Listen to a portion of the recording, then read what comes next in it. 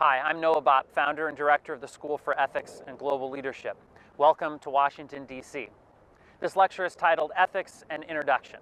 At the end of this lecture, you should be able to articulate the principal ethical beliefs of the three great Western ethical philosophers, Aristotle, Immanuel Kant, and John Stuart Mill.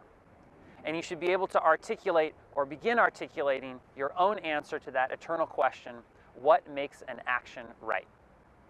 Before we get started, let's consider an ethical dilemma. As we walk past the Washington Monument, the Jefferson Memorial, on the National Mall here in D.C., you'll see behind me a monument to the soldiers who fought in World War II. How did World War II end? It ended because the president at the time, Harry S. Truman, decided to authorize the dropping of 2 atomic bombs in Japan, one in the city of Hiroshima, one in the city of Nagasaki. Was that an ethical decision? Well, as we move forward, let's keep that question in mind. So how should we evaluate whether a decision, like the decision to drop the atomic bombs on Japan to end World War II, is ethical?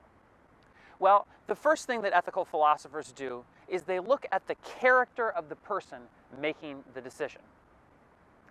Does this person have positive character traits? Does this person have negative character traits? Aristotle believes that if you are a person of positive character traits, it naturally follows that you will make good ethical decisions. So how do you know if you have positive character traits? Well, Aristotle says you should follow something called the doctrine of the mean. By mean, we mean the average between 2 extremes. So for example, one character trait we might evaluate is the character trait of cowardice. That would be on one extreme of Aristotle's spectrum. What's the other extreme of that spectrum? Well, it might be overconfidence or cockiness, and that's no good either. What's the average? What's the mean between those 2 extremes? Well, many people would say it's confidence. And confidence is a positive character trait. The same thing might work with regard to eating. On the one hand, you might have somebody who eats nothing. On the other hand, you might have someone who is gluttonous, pigs out on all kinds of food. What's in between those 2 extremes? Well, it's moderation. So by following the doctrine of the mean, the average between 2 extremes, you can assure yourself that you have positive character traits. And if you have positive character traits, it logically follows for Aristotle that you will make good decisions. The next philosopher I want to talk about is Immanuel Kant. Immanuel Kant said that the only truly good thing is a good will. And by will, he meant your intentions. So rather than focusing on character traits like Aristotle did to decide whether or not your action is a good one, Immanuel Kant focuses on your intentions. If your intentions are good, then the action is also good. So how do you know if you have good intentions? Well, Kant said to follow something called the categorical imperative. Categorical meaning in every situation, imperative meaning you must do this. There are 2 formulations of the categorical imperative that I want to talk to you about.